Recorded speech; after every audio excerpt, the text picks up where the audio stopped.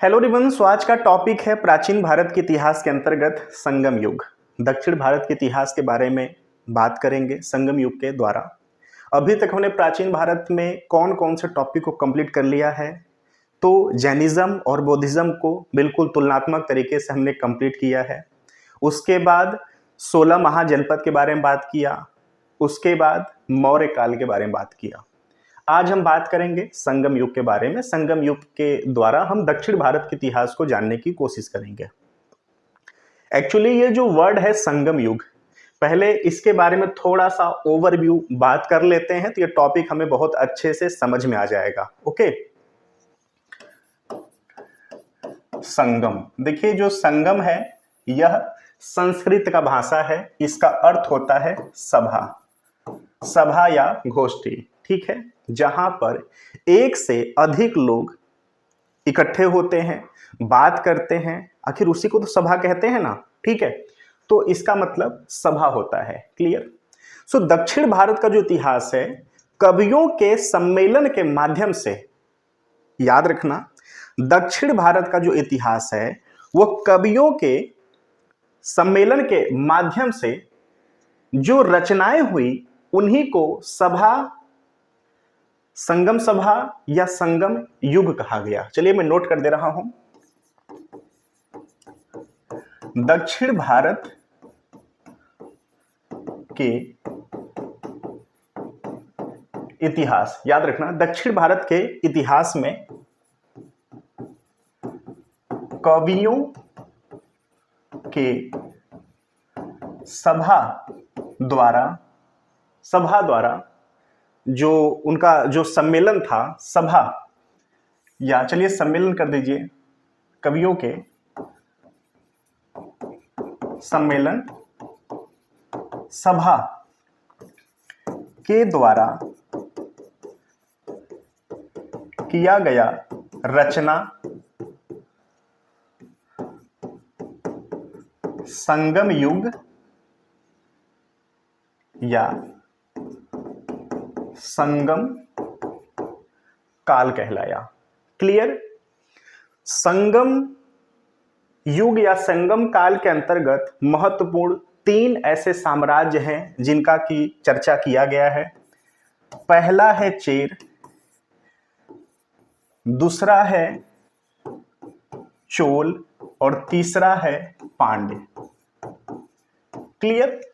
पहला है चेर, दूसरा है चोल और तीसरा है पांड्य। अगर हम थोड़ा सा मैप से समझने का कोशिश करें, आप एज्यूम करना कि ये साउथ, जस्ट वेट,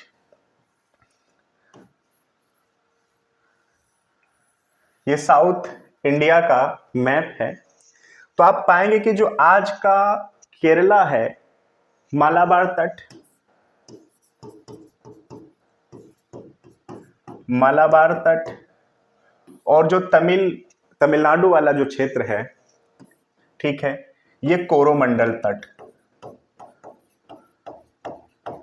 कोरोमंडल तट। क्लियर।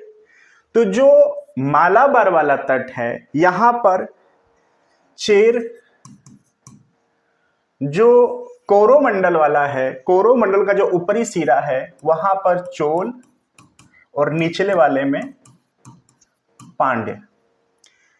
इन्हीं के द्वारा, इन्हीं के काल में कवियों के द्वारा सम्मेलन किया गया था इन राजाओं के संरक्षण के अंतर्गत। इसी को हम संगम काल या संगम युग से जानते हैं। ठीक है। इसमें सबसे इंपॉर्टेंट हो जाता है पांड्य, क्योंकि जो तीनों सम्मेलन थे पांड्य के काल में हुआ था। ठीक है। क्लियर।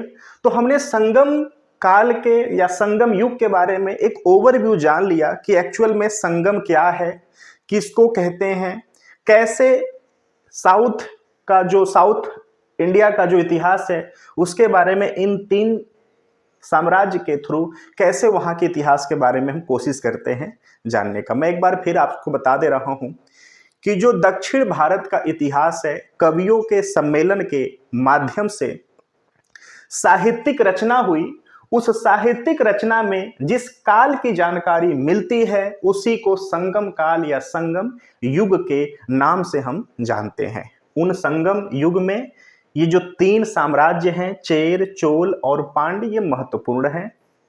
जो तीनों सभाएं हुई हैं कवियों की, वो पांड्य में हुई हैं, इसलिए ज्यादा इंपॉर्टेंट ये भी हो जाता है। साथ ही साथ इसमें चेर, चोल और पांड्य के प्रतीक चिन्ह भी पूछता है। तो देखिए, जो चेर है, चेर का जो प्रतीक जो चिन्ह है वह है धनुष।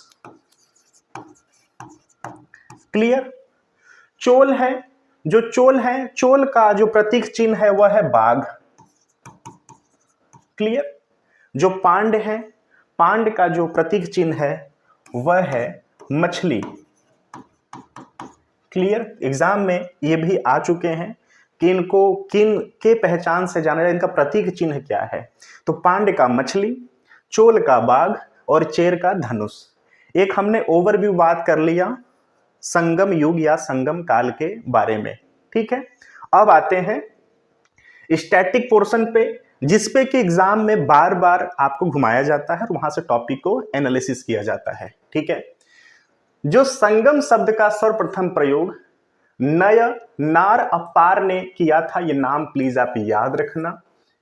संगम का अर्थ संघ अथवा परिषद से होता है, जिसको कि हमने अभी बात कर लिया कि साउथ इंडिया में जो कवियों का सम्मेलन था, जो एक संघ था, उन्हीं संघ में जो रचनाएं की गई, उनके द्वारा जो बातें की गई, उन बातों की एक रचना संकलित की गई, उसी को संगम युग या संगम काल के नाम से जानते हैं।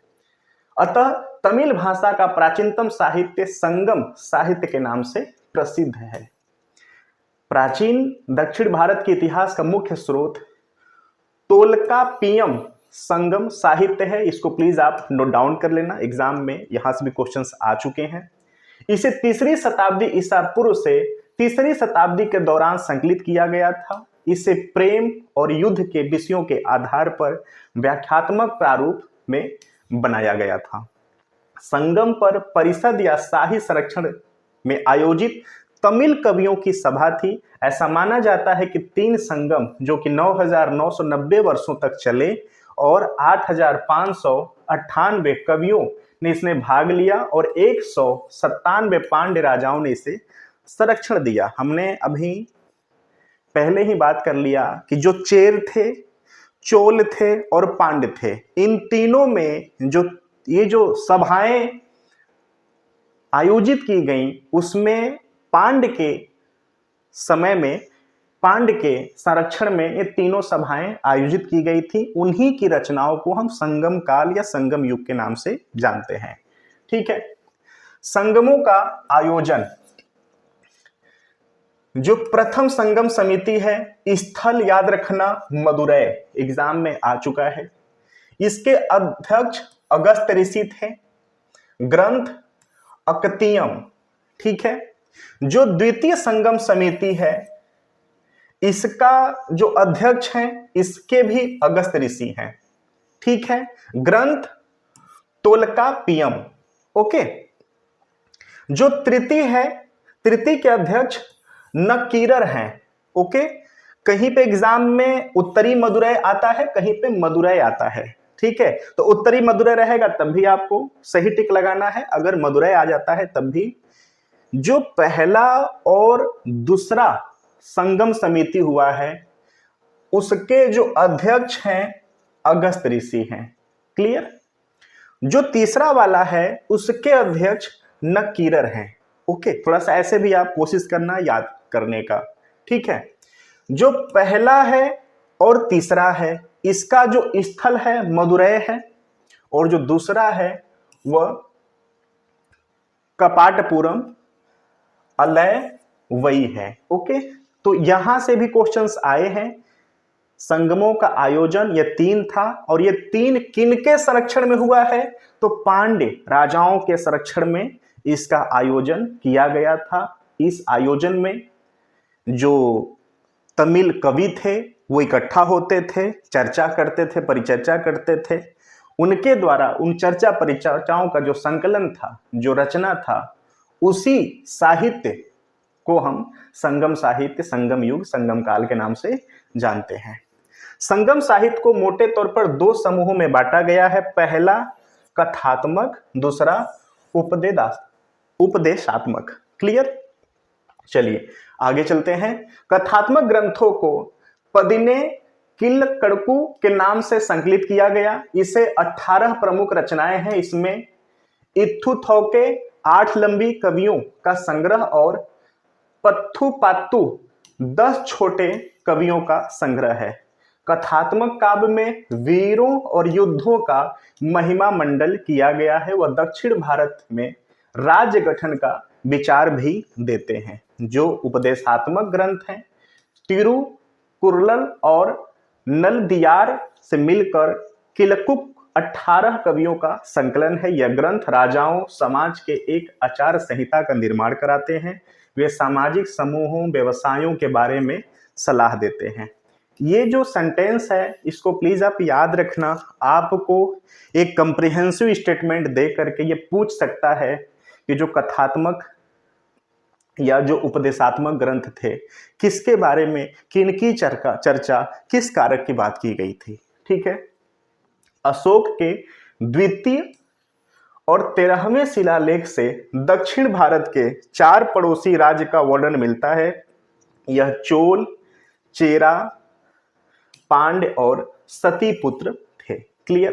तो यहां से ये भी क्वेश्चंस बन सकता है कि जो अशोक, यानी कि अब बात हो रही है मौर्य काल की, तो मौर्य काल के अंतर्गत जो धम्म अपनाया था अशोक ने, तो अशोक के जो शिलालेख थे धम्म के अंतर्गत किनमें, किस शिलालेख में चर्चा है जो दक्षिण भारत है, दक्षिण भारत के 4 वर्णों के बारे में? तो याद रखना, द्वितीय और 13वें शिलालेख में दक्षिण भारत के 4 पड़ोसी राज्य का वर्णन मिलता है, जिसमें चोल, चेरा और पांड्य और सतीपुत्र। ठीक है। खारवेल का हाथी गुम्फा अभिलेख कलिंग में तमिल राज्यों का उल्लेख मिलता है। क्लियर? अन्य संगम साहित्य, शिल्पादिकारम, मणिमेखलय, तोलकाप्पियम और तिरुकुरल। क्लियर? जो शिल्पादिकारम है एग्लो आदिकल द्वारा लिखा गया था। यह कोवलन, कानगी और माधवी के प्रेम संबंध के बारे में जानकारी देता है। बाद में दक्षिण भारत में एक कन्नगी पंथ विकसित होता है। ठीक है। मणिमेखलय जो सीता लेस्तनार द्वारा लिखा गया था, यह अगली पीढ़ी में शिल्पादिकारम की कहानी जारी है, जिसमें मणिमेखलय माधवी और कोवल की बेटी है। क्लियर? कोलकापियर द्वारा लिखा गया है। इसे द्वितीय संगम काल में लिखा गया था। यह मूल रूप से तमिल व्याकरण और काव्य शास्त्र से संबंधित है। तोलकाप्पियम को थोड़ा सा इंपॉर्टेंट के रूप में आप इसको नोट डाउन करना। स्टेट पीसीएस के एग्जाम में इसकी चर्चाएं कई बार की जा चुकी हैं। तिरुकुरल, इसे तिरुवल्लुर द्वारा लिखा गया था। इसमें दर्शन के साथ राजनीतिक शास्त्र, अर्थशास्त्र, आचार शास्त्र और प्रेम जैसे विषय सम्मिलित हैं। क्लियर? आपको थोड़ा सा टिपिकल लग रहा होगा देखने में, लेकिन काफी इंपॉर्टेंट है। जब इसके एमसीक्यू खोल के आप देखेंगे, जिस भी संबंधित एग्जाम का प्रिपरेशन कर रहे हैं वहां पे इनसे क्वेश्चंस आ चुके हैं। ठीक है। संगम साहित्य में 3 प्रमुख राज्य जो कि चोल, पांड्य और चेर के बारे में विवरण और उसके बीच प्रतिद्वंदता के बारे में जानकारी मिलती है। इनके पहचान याद रखना, जैसे चेर है, चेर का पहचान है धनुष। जो चोल है, चोल का पहचान है बाघ। ठीक है। और पांड्य है, पांड्य का पहचान है मछली। ठीक है। जो साउथ इंडिया का जो मैप है, जो मालाबार तट है, मालाबार तट में चेर रहते थे। और जो कोरोमंडल का तट है, कोरोमंडल तट पे जो दूसरा वाला अब उसका पोर्शन है, कोरोमंडल तट में ऊपर की तरफ चोल रहते थे और नीचे वाले पोर्शन वाला जो जगह है वहां पर पांड्य रहते थे। ये जो तीनों संगतियां की गई थी, समितियां ऑर्गेनाइज की गई थी, यह पांड्य काल में किया गया था, पांड्य राजाओं के संरक्षण में किया गया था। क्लियर। चोल पे आते हैं। इनकी राजधानी पुहार, कावेरी पट्टनम और उरैयूर जो कि कपास व्यापार के लिए प्रसिद्ध था। क्षेत्र उत्तर पूर्वी क्षेत्रों में पेन्नार और वेल्लार नदियों के बीच राज्य फैला हुआ था, जिसे चोल मंडलम कहा जाता था। राज्य चिन्ह बाघ, हमने बात कर लिया है पहले ही। कावेरी पट्टनम, उदय और अरीक मेडू जो कि पडुचेरी चोलों के अधीन व्यापार और उद्योगों के प्रसिद्ध केंद्र थे। चोल राजवंश का प्रथम ऐतिहासिक शासक उरऊ पहरे इलजेन चिंचिन, जिसकी राजधानी उरैयूर थी। एलारा सबसे पहला जो कि 200 BC ज्ञात राजा था।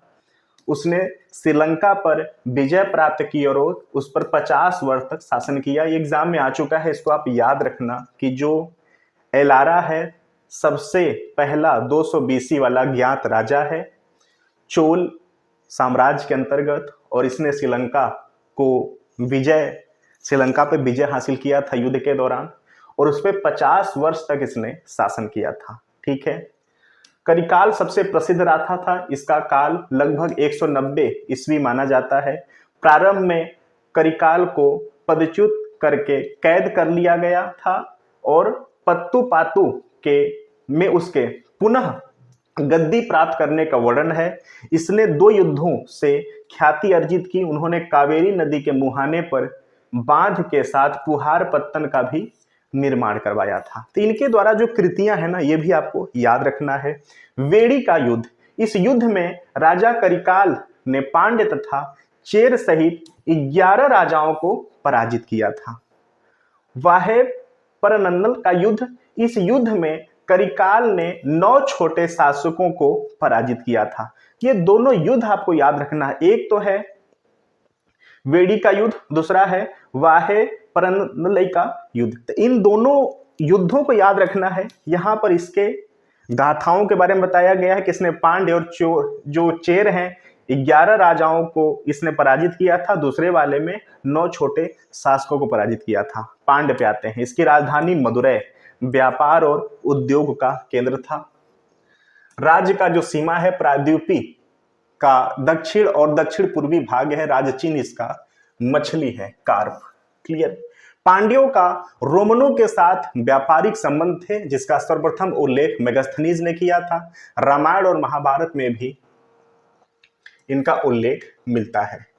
नेंडू जेलियन अपने राज्य के धन और समृद्धि के लिए जाना जाता था। यह सबसे योग्य पांड्य था।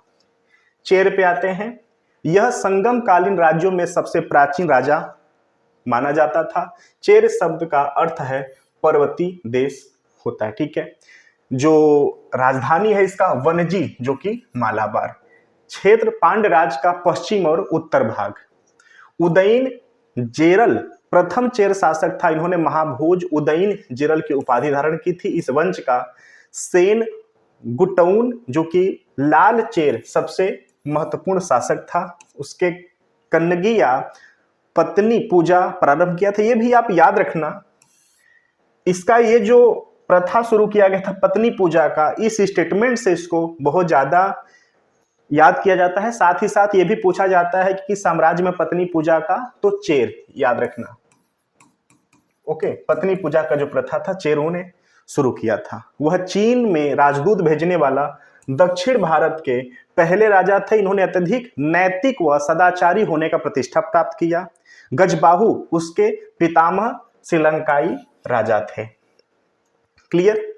रोमन मुजरिस पत्तन पर बसे थे। इसी स्थान पर रोमन सम्राट अगस्तस का मंदिर बनवाया गया था। तो ये भी आपको स्टेटमेंट याद रखा।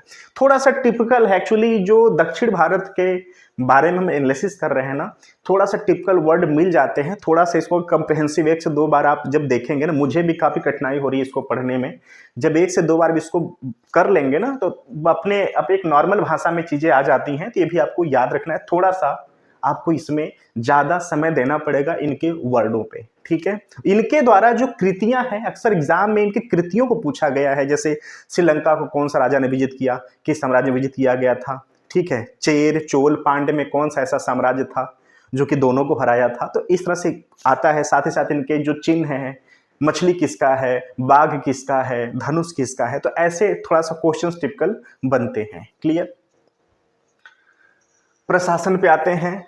संगम कालीन प्रशासन राजतंत्रात्मक था, राजा का पद वंशानुगत था, सिद्धांत राजा सर्वशक्तिमान व निरंकुश था, परंतु व्यवहार में राजा स्वेच्छाचारी नहीं होता था। प्रशासनिक इकाई की बात करें तो राज्य को मंडलम, प्रांत को नाडु, शहर को ऊर, बड़े गांव को पेरूर और छोटे गांव को सिरूर कहते थे। तो ये भी आपसे पूछा जा सकता है कि संगम काल में शहर को कैसे, क्या, किस नाम से जानते थे, राज्य को किस नाम से जानते थे। राजा को मन्नान, वेंडन, कुरवान या इरावन कहा जाता था। वह प्रशासन का केंद्र था, अवय सम्राट का दरबार था। राजा की सहायता करने वाले 5 महत्वपूर्ण अधिकारी मंत्री, अमैचार, पुरोहित, अयानर या पुरोहितार कहते थे, सैन्य कमांडर, सैत्राय तियार कहते थे, राजदूत, दुत्तर कहते थे, गुप्तचर, औरार कहते थे, ठीक है। राजा के सर्वोच्च न्यायालय राज्यसभा को नालव कहते थे। पेरुनल राजा का जन्म दिन कहलाता था। सेना के सेनापति को एनादी की उपाधि दी जाती थी। सेना में वेल्लार धनी कृषक भर्ती किए जाते थे। संगम काल के युद्ध पद्धति की जानकारी केल्ली वेली साहित्य से मिलती है। सेना चतुरंगड़ी, पैदल, हाथी, अश्व और रथ थी। सेना को पर्दे कहा जाता था। युद्ध में शौर्य प्रदर्शित करने वाले वीरों को मारया की उपाधि दी जाती थी, ठीक है। अब देखिए इसमें क्या है कि इसका तो स्क्रीनशॉट आप ले सकते हैं। साथ ही साथ मैं इसमें छोटा सा ट्रिक बता रहा हूं। आप ना जो भी आपको जैसे थोड़ा सा वर्ड लग रहा है, जैसे कि सेना चतुरंगड़ी, पैदल, हाथी, अश्व और रथ को सेना चतुरंगड़ी कहते थे, ठीक है। उसके बाद जो सर्वोच्च न्यायालय राज्यसभा को नालव कहते थे। तो ऐसे जैसे नालव हो गया, डैश दिया, साथ ही साथ इनको क्या कहते थे आज के भाषा में, ये आपने लिख लिया, ठीक है। तो इस हिसाब से अगर आप छोटा सा इन्वेस्टमेंट करेंगे टाइमिंग का, तो आपका जो संगम युग है, आप 20 मिनट बस समय दे दीजिए इस नोट्स पे, 20 मिनट बिल्कुल अपना शॉर्ट नोट्स तैयार कर सकते हैं। राजस्व प्रबंधन, क्रय भूमि कर को कहते थे। उल्गू सीमा शुल्क, अरवय जबरन उपहार अतिरिक्त मांग, इरय सामंतों द्वारा दी जाने वाली भेंट, करयान कर संग्रह करता को वरयान कहते थे, ठीक है। अर्थव्यवस्था, संगम काल में कृषि, पशुपालन, शिकार जीविका मुख्य आधार थे। कावेरी नदी डेल्टा के बारे में कहा जाता था कि जितनी जमीन पर एक हाथी लेट सकता हो, उतनी जमीन 7 व्यक्तियों को पेट भर सकती है। संगम साहित्य में वर्णिक क्षेत्र समृद्ध था तथा इस क्षेत्र में कृषि, उद्योग, व्यापार जैसी आर्थिक गतिविधियां संचालित हो रही थीं। लोग पुरातन शिकारी, मछुआरे के रूप में विभाजित थे। हालांकि उनके द्वारा चावल का उत्पादन भी किया जाता था। संगम साहित्य में धान, रागी, गन्ने की पैदावार का वर्णन है। निम्न वर्ग की महिलाएं खेती करती थी, उन्हें कैडेसियर कहा जाता था। याद रखना, संगम काल में जो निम्न वर्ग की महिलाएं थीं, ठीक है, उन्हें कैडेसियर के नाम से जानते थे। भूमि को करई कहा जाता था, जो कि 1/6 था। संगम कालीन प्रमुख बंदरगाह 24 बंदरगाह का उल्लेख है। पश्चिमी तट पर स्थित प्रमुख बंदरगाह नौरा, नेलसीडा, तोंडी, मुसिरी, बंदर, बाजू। पूर्वी तट पर स्थित जो प्रमुख बंदरगाह हैं, सालियूर, कौरकै, पुहार, उरैयूर और पोटुका। पुहार एक सर्वदेशीय शहर था। क्लियर। निरपेयारू बंदरगाह, घोड़े आयात किए जाते थे। अब देखिए ये सब जो कंटेंट है बहुत क्वेश्चंस डीप जाएगा संगम युग के टॉपिक से, तभी ऐसे क्वेश्चंस बनेंगे, क्योंकि बहुत डीप हो गया ना। तो लेकिन आप इसको जानो, क्योंकि आपको तो नहीं पता पेपर कैसे बनेगा, क्या चीजें की जा रही हैं, तो आप बिल्कुल इसको वन टाइम इन्वेस्टमेंट है, इसको एक बार देख लो, इसका शॉर्ट नोट्स बना लो, ठीक है। अराग रिटिक एक प्रकार का मलमल था जिसे निर्यात किया जाता था, उरैयूर मलमल के लिए प्रसिद्ध था। भूमि मापन की इकाई वेली या माँ होती थी, ठीक है। ये माँ मत समझना, ठीक है, कि जो माता वाला माँ होता है ये नहीं, बस इसको माँ, ठीक है। निर्यात मसलिन, ग्लास, बीड्स, मोती, चंदन, इत्र, काली मिर्च, कछुए के खोल, दवाइयां, पशु और पक्षी निर्यात होते थे। आयात सोना, चांदी, मूंगा, शराब, जैतून का तेल, ड्राई फ्रूट्स यानी सूखे मेवे, कच्चा ग्लास, हाथी दांत, तांबा, टीन, दवा, गुलाम, ये आयात होते थे। तो ये भी पूछा जा सकता है कि जो संगम युग है, संगम जो काल था, निर्यात किनका करता था और आयात किसका करता था, ठीक है। सोना और चांदी भारी मात्रा में भारत में आयात किया जाता था, जो कि यह दिखाता है कि व्यापार भारत के पक्ष में था। प्लिनी रोमन लेखक अपने नेचुरल हिस्टोरिका में भारत को भारी मात्रा में सोने और चांदी के आयात से परेशान होने का वर्णन करता है। टालेमी अपने जियोग्राफिक भूगोल और स्ट्रैबो अपनी पुस्तक जियोग्राफिका भूगोल में भी भारत के साथ रोमन साम्राज्य के इस व्यापार का असंतुलन का वर्णन करता है। हिप्पालस द्वारा मानसूनी पवनों की खोज ने भारत और पश्चिमी के बीच व्यापार को बढ़ावा दिया। भू राजस्व विदेशी व्यापार पर सीमा शुल्क, युद्धों में पकड़े गए लूट आय का मुख्य स्रोत था। क्लियर।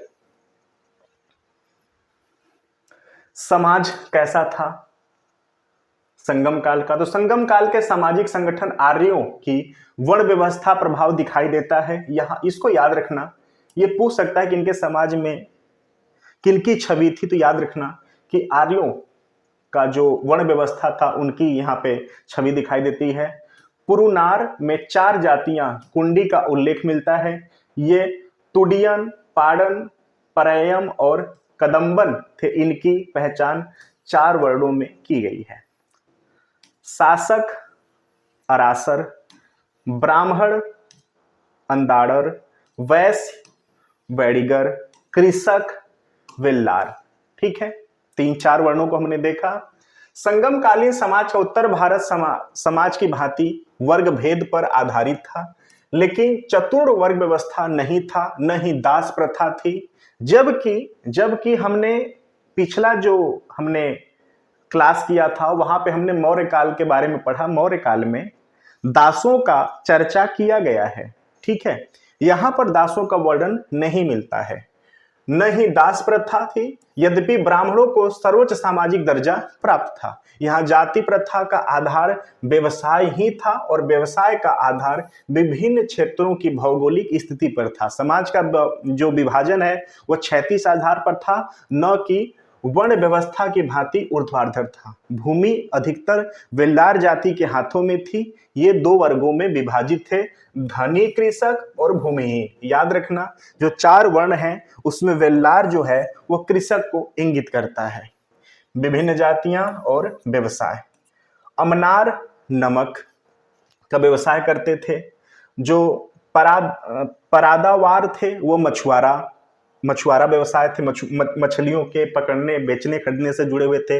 वन्नार धोबी, वेल्लार लोहार, कुचावर कुम्हार, चेट्टी व्यापारी, पाड़र गायक, विदुषी अवैयार।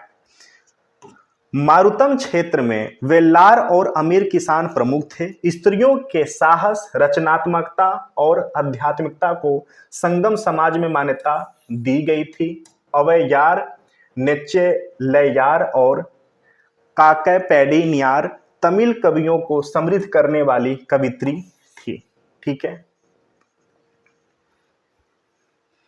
प्रेम विवाह संगम समाज में स्वीकार किया गया था, फिर भी विधवाओं के साथ बुरा व्यवहार किया गया क्योंकि सती प्रथा प्रचलित थी।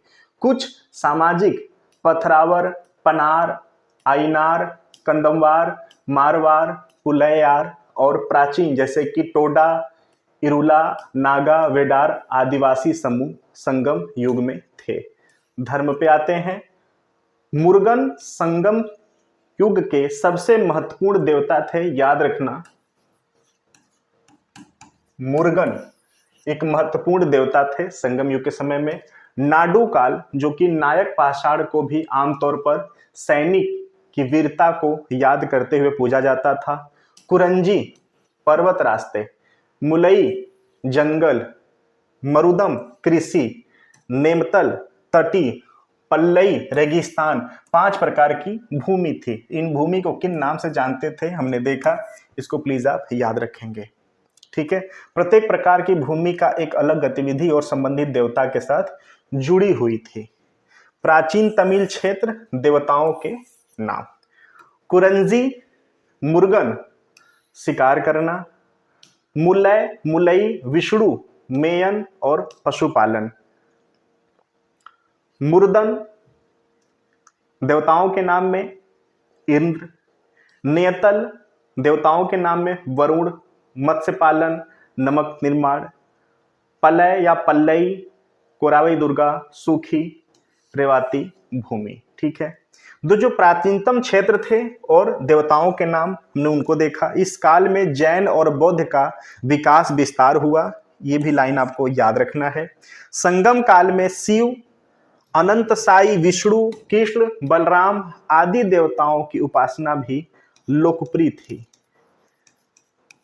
ठीक है, तो जो आज के उत्तर भारत में जो प्रमुख प्रचलित देवता हैं, ऐसा नहीं कि जो दक्षिण भारत के लोग थे, अनभिज्ञ थे, वो भी इनको जानते थे। इनके बीच में भी इन देवताओं का प्रचलन था। एवरीबॉडी, जो संगम युग है यहाँ पर एंड होता है। प्लीज यहाँ से कंप्लीट करने के बाद, शॉर्ट नोट्स कंप्लीट करने के बाद आप तुरंत इसके रिलेटेड एमसीक्यू को बिल्कुल टच करना। अगर आपके पास प्रीवियस ईयर के क्वेश्चंस होंगे संगम युग के टॉपिक जुड़ा हुआ तो ठीक है, अदरवाइज आप तुरंत गूगल पे जाकर के संबंधित एग्जाम का एमसीक्यू टॉपिक का नाम डाल देंगे, सारे एमसीक्यू आ जाएंगे, आप वहां से डील करना। और जरूर बताना कि इस वीडियो को कंप्लीट करने के बाद कितने एमसीक्यू को आप, कितने % एमसीक्यू को डील कर पा रहे हैं। So thank you so much. चलिए फिर मिलते हैं प्राचीन भारत के अगले सेगमेंट में। थैंक यू सो मच, धन्यवाद।